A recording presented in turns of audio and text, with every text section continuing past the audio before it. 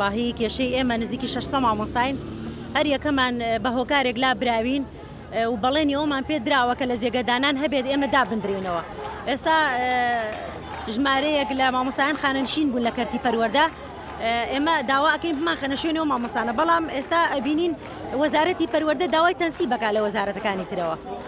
ئەگەر تەنسیب بێت ئیتر ئەو کاتە ئێمە هیچ مافێکمان نامێنێت.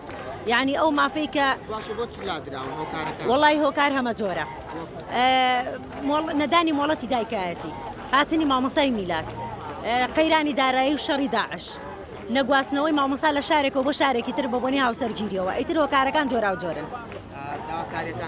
داواکاریەکانمان ئەوەیە بەڕێز وەزیری پەروەردە یەک گشتاندن بک بۆ ئەم 600 مامۆسایە بمانخەنەوە شوێنی خۆمان سەرچاوەکە.